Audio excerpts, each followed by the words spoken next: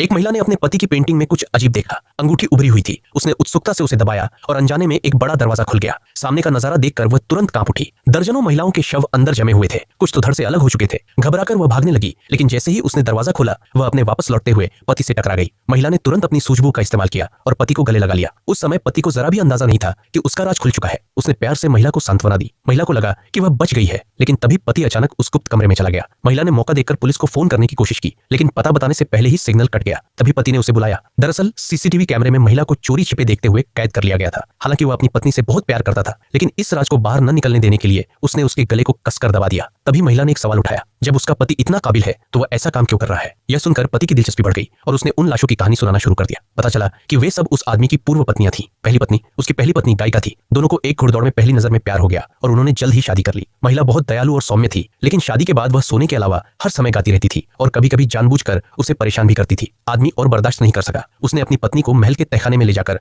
धोखे से एक गिलोटिन पर लिटा दिया। पत्नी को लगा कि यह कोई नया खेल है, लेकिन आदमी ने लीवर खींच दिया। दूसरी पत्नी आदमी को साथ देने के लिए उसने एक मॉडल पत्नी ढूंढी, क्योंकि वह कम बोलती और शांत स्वभाव की थी, जो आदमी को बहुत पसंद था। लेकिन शादी के तुरंत बाद ही वह बदल गई। वह न केवल बहुत उत्साही हो गई, बल्कि बहुत चिपचिपी भी हो गई। महिला ने पति के दिल में अपनी जगह बनाए रखने के लिए अपनी सहेली को भी बुला लिया, ताकि वह उसे सिखाए। यह सब आदमी ने देख लिया। उसने एक हाथी दांत के झूमर से दोनों को निशाना बनाया और उन्हें सीधे मौत के घाट उतार दिया। तीसरी पत्नी उसकी तीसरी पत्नी एक नन थी। वह गलती से सड़क पर मिल गई और उसकी पवित्रता ने उसे आकर्षित कर लिया। आदमी ने तुरंत उसका पीछा करना शुरू कर दिया, लेकिन शादी के बाद उसे यह जानकर हैरानी हुई कि महिला के 30 से ज्यादा पूर्व प्रेमी थे। इतना ही नहीं, महिला हर समय पति के कान में अपने हर पूर्व प्रेमी के साथ अपने भावनात्मक अनुभवों के बारे में बताती रहती थी। आदमी और बर्दाश्त नहीं कर सका। उसने महिला को एक चर्च में धोखे से बुलाया और जब वह ध्यान नहीं दे रही थी तो उसे एक ताबूत में बंद कर दिया। चौथी पत्नी आदमी ने उसे अपनी चौथी पत्नी के बारे में बताना शुरू किया। वह एक सशक्त महिला थी जो हर चीज में आदमी से बेहतर करना चाहती थी। शादी के बाद उनका रिश्ता काफी अच्छा रहा, लेकिन महिला एक शराबी थी। वह रोज शराब पीकर धुत रहती थी और नशे में पति से झगड़ा भी करती थी। नतीजा यह हुआ कि उसे मार खाने में मजा आने लगा और वह रोज पति से चाबुक से मारने को कहती थी। आदमी यह सब और बर्दाश्त नहीं कर सका और उसने उसे पानी में डुबोकर मार डाला। छठी पत्नी